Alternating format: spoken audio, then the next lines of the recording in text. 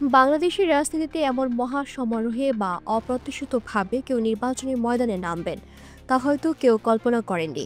কিন্তু ব্যারিস্টার আরমান প্রমাণ করলেন তিনি কেবল সাবেক জামাত নেতা শহীদ মীর কাসেম আলীর সন্তান নন, তিনি এক সাহসী পিতার নির্ভীক উত্তরাধিকার। মীর কাসেম আলী যিনি সুযোগ থাকার পরেও বিদেশে পালিয়ে যাননি, বরং সৌদি আরব থেকে দেশে ফিরে হাসি মুখে ফাঁসির মঞ্চে জীবন দিয়েছিলেন। বিশাল ধন সম্পদের মালিক হওয়া সত্ত্বেও তিনি কখনো সুখের ব্যক্তিগত জীবনের কথা ভাবেননি, ভেবেছিলেন দেশের কথা, ইসলামী আন্দোলন এবং জামাত ইসলামের আদর্শের কথা। সেই আদর্শের পতাকা এবার নিজ কাঁধে তুলে নিয়েছেন তার সুযোগ্য পুত্র ব্যারিস্টার আরমান। ৬টি ওয়ার্ড ও একটি ইউনিয়ন নিয়ে গঠিত ঢাকা ১৪ সংসদীয় আসনে আজ বিশাল এক জনশক্তি নিয়ে গণসংযোগ চালিয়েছেন এই সাহসী পিতার সাহসী সন্তান। হাজারো মানুষ সাথে নিয়ে ঘুরেছেন মিরপুরের অলিতে গলিতে, যেখানে তার পারিবারিক শিকড় প্রথিত। এই আসনে এবার জামাতি ইসলামীর মনোনীত সংসদ সদস্য পদপ্রার্থী তিনি। তার এই নির্বাচন কেবল একটি রাজনৈতিক প্রতিদ্বন্দ্বিতা নয়, বরং এটি প্রতিকূলতার বিরুদ্ধে এক নীরব প্রতিবাদের প্রতীক। একবার শুধু চিন্তা করুন তো, নিজের সরাসরি রাজনীতি না করার পরও কেবল পিতার পরিচয়ের কারণে আপনাকে টানা ৮টি বছর একটা গুমট অন্ধকার রুমে একা কাটাতে হয়েছে। এক টকবগে তরুণ থেকে আপনি হয়েছেন প্রায় বৃদ্ধ। দিনের পর দিন চলেছে অকথ্য নির্যাতন ও জুলুম। চোখ বেঁধে হ্যান্ডকাফ পরিয়ে আপনাকে অন্ধকার ঘরে রাখা হয়েছিল দিনের পর দিন। পরিবার, স্ত্রী, ছোট্ট মেয়ের মুখ দেখা থেকে বঞ্চিত হয়েছেন প্রায় ৯৬ মাস, অর্থাৎ ৩০০০ দিনেরও বেশি সময়। প্রতি মুহূর্তে চলেছে এক অজানা আতঙ্ক, কখন যেন কোনো গহীন অন্ধকারে নিয়ে দেওয়া হয় ক্রসফায়ার এবং তারপর সাজানো হয় বন্দুক যুদ্ধের নাটক। এত শত জুলুমের পরও কি কেউ ভুলেও রাজনীতি করার সাহস দেখায়? দেশের রাজনীতির ইতিহাসে দেখা গেছে খোদ তারেক রহমানও এই অত্যাচার জুলুম সহ্য করতে না পেরে ২০০৭ সালে মুচলেকা দিয়ে দেশ ছেড়েছিলেন। তিনি বলেছিলেন আর কখনো রাজনীতি করবেন না। কিন্তু মীর কাসেম আলীর ছেলে ব্যতিক্রম, তিনি দমে যাননি। বাবার রেখে যাওয়া কোটি কোটি টাকা বিদেশে নিয়ে লাক্সারিয়াস জীবনযাপন করার কথা কখনোই ভাবেননি। তার দৃঢ় উচ্চারণ ছিল, মরতে হলে দেশের মাটিতেই মরব, দেশের তরে, ইসলামের তরে। যদি আবারও আয়নাঘরে যেতে হয় তবুও যাব।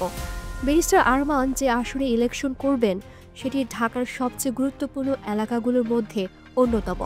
গাবতলী, দারুস সালাম, সাভারের কাউন্দিয়া ইউনিয়ন এবং ঢাকা উত্তর সিটি কর্পোরেশনের ৭, ৮, ১০, ১১ এবং ৯ নম্বর ওয়ার্ড নিয়ে গঠিত। এই আসনে আরমানকে প্রার্থী করার পেছনে জামাতের মূল উদ্দেশ্য হল তাদের পারিবারিক ঐতিহ্য এবং ইতিহাসকে কাজে লাগানো। মীর বংশের আধিপত্য এই এলাকাতেই সুপ্রতিষ্ঠিত। মীর কাসেম আলী যদি আজ বেঁচে থাকতেন তাহলে হয়তো এবার এখান থেকে প্রার্থী হতেন তিনি। সেক্ষেত্রে তার প্রতিদ্বন্দ্বী হওয়ার মতো কেউ সাহস দেখাতো বলে মনে হয় না।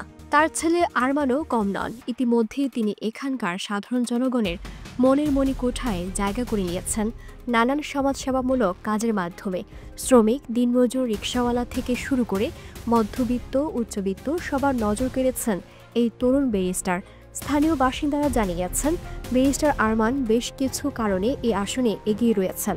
প্রথমত, তার বাপদাদার পারিবারিক ঐতিহ্য ও গভীর প্রভাব। দ্বিতীয়ত, নিজের উচ্চ শিক্ষা ও হেভি প্রোফাইল। এবং তৃতীয়ত, জামাতের সুসংগঠিত রাজনৈতিক ও সাংগঠনিক ভিত্তি। এর সাথে যুক্ত হয়েছে ছাত্র শিবির এবং ছাত্রী সংস্থার ব্যাপক সমর্থন। এই দুটি সংগঠন রাত দিন এক করে তার জন্য কাজ করছে।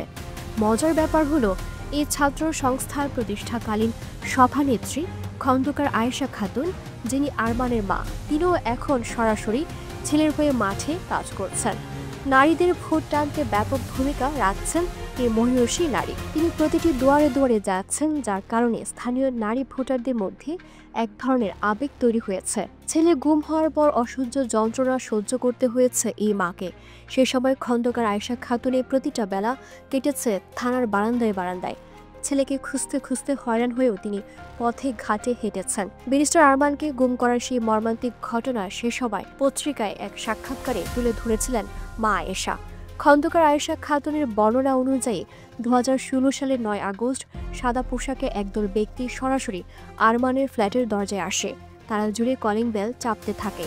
এক পর্যায়ে আরমান নিজে দরজা খুলেন। তারা তার কাছে জানতে চায় তিনি ব্যারিস্টার আরমান কিনা। নিজের পরিচয় দেওয়া মাত্রই আর দেরি করেননি তারা। হাত ধরে জোর করে টেনে হিঁচড়ে নিচে নিয়ে যায়।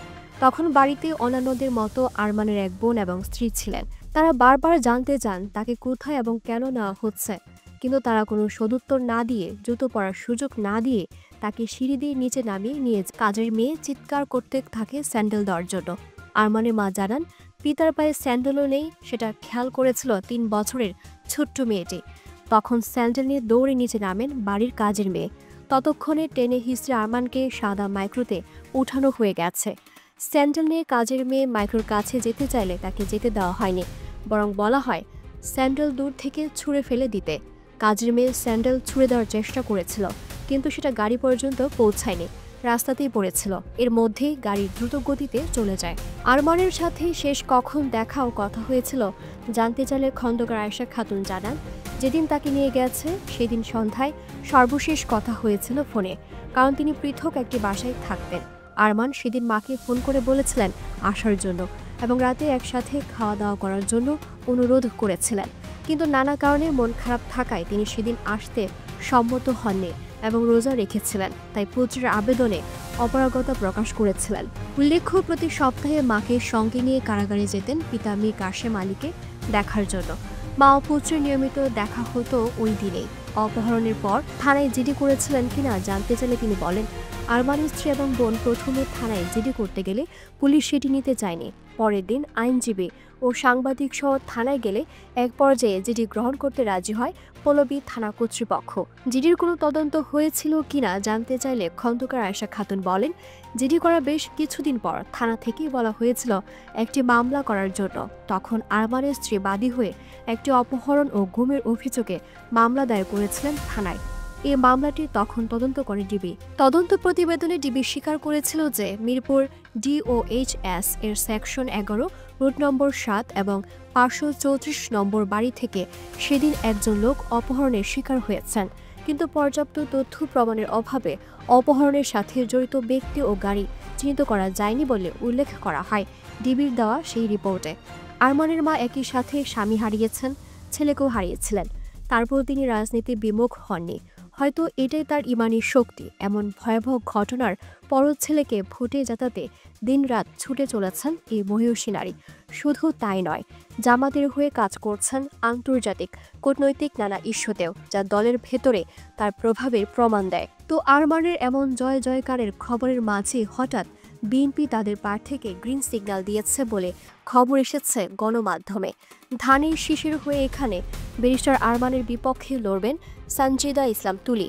রাজনৈতিক পর্যবেক্ষকদের ধারণা, বিএনপি অনেকটা যেন হিংসার বশবর্তী হয়ে আরমানকে হারাতে এই কাজ করেছে। সানজিদা ইসলাম তুলি নিজেও গুম নিয়ে কাজ করছেন বহু বছর। তার ভাই বিএনপি নেতা সুমন আরমানের সমসাময়িক সময়ে গুমের শিকার হয়েছিলেন। তুলি মায়ের ডাক নামের একটি সংগঠনের আহ্বায়ক, যারা দীর্ঘদিন ধরে গুম নিয়ে কাজ করছে। তবে তুলির সমস্যা হলো তিনি আরমানের মতো তৃণমূলে ততটা পরিচিত নন এবং জনপ্রিয় নন। তাছাড়া জামাতের মতো বিএনপির সুসংগঠিত সাপোর্টও তিনি এই আসনে পাবেন না, কারণ বিএনপির ব্যাপক গ্রুপিং রয়েছে এই নির্বাচনী এলাকায়। যদিও তিনি যোগ্য, সংসদে যাওয়ার মতো দক্ষতা তার রয়েছে। অনেকেই বলছেন বিএনপি চাইলে কিন্তু গুম নিয়ে কাজ করা সানজিদা ইসলাম তুলি এবং গুমের শিকার হওয়া ব্যারিস্টার আরমান এই দুজনকে সংসদে পাঠানোর সুযোগটা করে দিতে পারত, কিন্তু তাদের হিংসার রাজনীতির সিলেবাসে কি আর এসব দূরদর্শী চিন্তা ভাবনা আছে?